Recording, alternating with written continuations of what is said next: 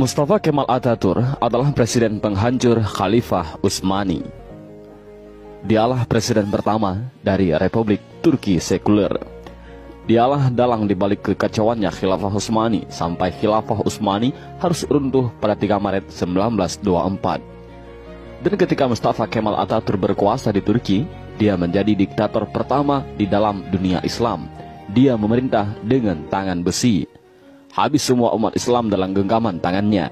Tangannya berlumuran darah umat Islam yang menghendaki agar Khalifah Utsmani kembali menghiasi bumi Istanbul. Mustafa Kemal juga yang menghapus segala bentuk hukuman syariah. Dia yang menghapus hukum potong tangan bagi pencuri, hukum rajam bagi penzina, hukum qisas bagi pembunuh, lalu digantinya dengan hukum penjara. Tak hanya itu, Mustafa Kemal juga menghapus hukum waris, menyamaratakan ahli waris laki-laki dengan ahli waris perempuan, menghapus hukum hijab bagi muslimah, mengubah Masjid Hagia Sophia menjadi museum, kalimat azan diganti menjadi bahasa Turki, menggalakkan minum-minuman khamar di tempat umum, dan menjadikan majelis-majelis ilmu kemudian menggantikannya dengan tempat-tempat lokalisasi pelacuran dan diskotik. Tak hanya mengubah sistem pemerintahan Turki yang Islami menjadi sekuler, Mustafa Kemal juga memiliki sifat sombong sebagaimana Firaun. Dalam suatu kesempatan, Mustafa Kemal berpidato di hadapan para tentara ex-tentara khilafah. Dalam pidatonya itu, Mustafa Kemal membanggakan dirinya dengan berkata, "Kini sekarang siapa yang berkuasa, aku atau Tuhan?"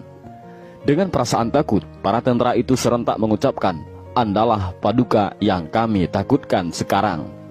Mendengar jawaban dari para tentara itu, senyum kesombongan mengukir di bibir Mustafa Kemal. Tapi semua itu berhenti ketika periode akhir Oktober 1938. Saat itu, Mustafa Kemal awalnya menderita penyakit kulit. Namun Mustafa Kemal menderita penyakit tambahan yakni malaria, lever, dan penyakit kelamin. Dokter pribadinya pun memberi salep dan dioleskan di kulitnya yang luka karena garukan dari kukunya. Dr. Abdullah Azzam dalam bukunya Al-Munaratul Mafkudah menjelaskan prosesi ajal Mustafa Kemal Atatürk yang sangat mengerikan. Menurut Dr. Abdullah Azzam, sebuah cairan berkumpul di perutnya secara kronis, ingatannya melemah, darah mulai mengalir dari hidungnya tanpa henti. Untuk mengeluarkan cairan dalam tubuhnya, dokter pun menusuk jarum di perutnya. Tapi hasilnya perutnya membusung dan kedua kakinya membengkak. Wajahnya pun menjadi pucat pasi dan terlihat seperti tengkorak.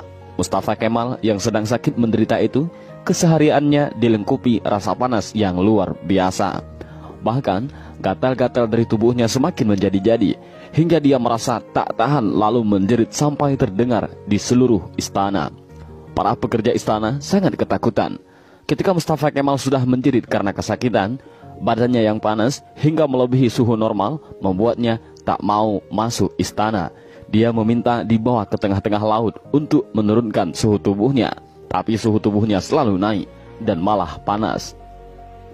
Syekh Dr. Said Husin Al-Afani dalam kitabnya Al-Jaza min Jinsil Amal mengisahkan bahwa sebenarnya Mustafa Kemal sudah mulai menderita kanker hati pada tahun 1936.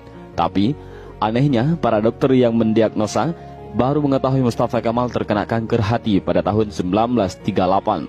Dan puncaknya, pada pagi hari tanggal 10 November 1938, Mustafa Kemal dinyatakan mati oleh tim dokter. Sakratul maut yang amat mengerikan bagi pengkhianat dan penghancur Khalifah Utsmani.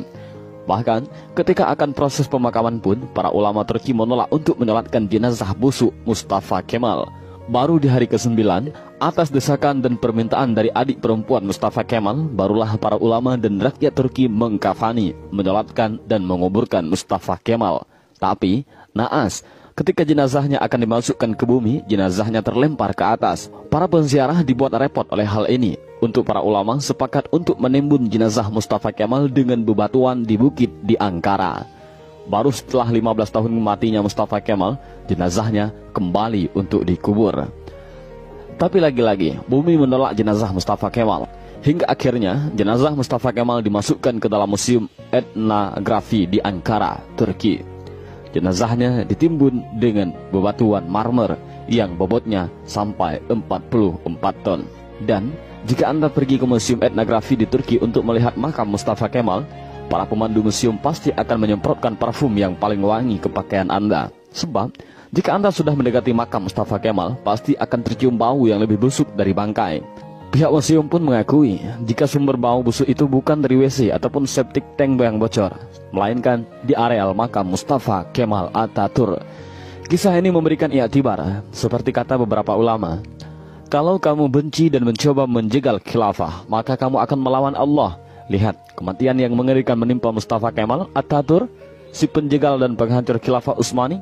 Aroma bau yang keluar dari makam Mustafa Kemal adalah cara Allah memperingatkan kepada siapa saja yang mencoba sombong dengan kekuasaannya dan melawan syariatnya, maka dia akan mendapatkan kematian yang terhina.